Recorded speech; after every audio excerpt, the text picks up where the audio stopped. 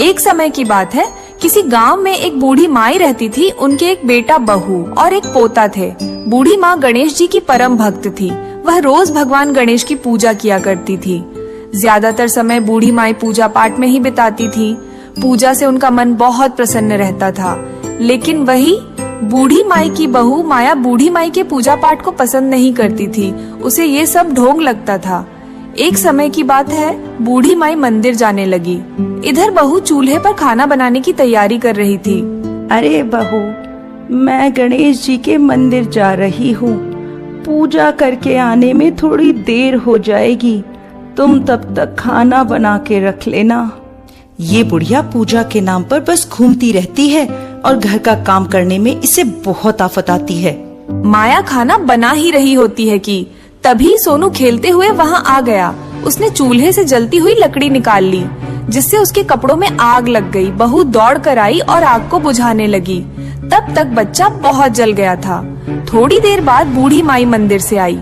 उन्होंने देखा कि आज तो रसोई में बहू ने झाड़ू तक नहीं लगाई, ना ही खाना बना था।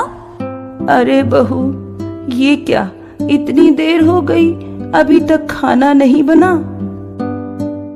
बहू, बहू, ये सोनू को क्या हो गया? हे गणेश जी महाराज, ये क्या हो गया?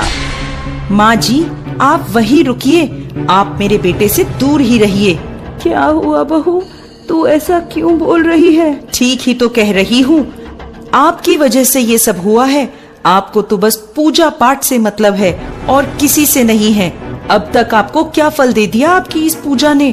क्या आपके भगवान मेरे बेटे को ठीक कर देंगे? आप जाइए यहाँ से। बूढ़ी माई को माया की बात से बहुत ठेस पहुँचती है। बूढ़ी माई रोते हुए वहाँ से चली जाती है और भगवान गणेश के पास बैठकर रोने लगती है।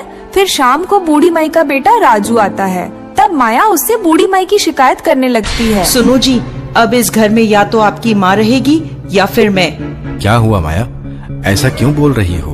आपको सोनू की हालत दिखाई नहीं दे रही? सब आपकी माँ के कारण हुआ है। उन्हें घर का एक काम नहीं करना होता।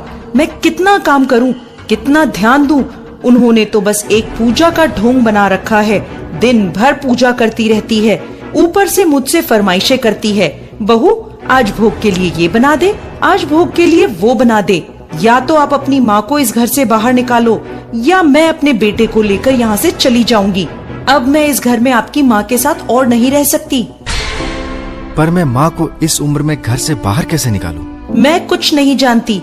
मैं अब आपकी माँ के साथ इस घर में नहीं रहूंगी। अच्छा, रुको, मैं कुछ उपाय सोचता हूँ।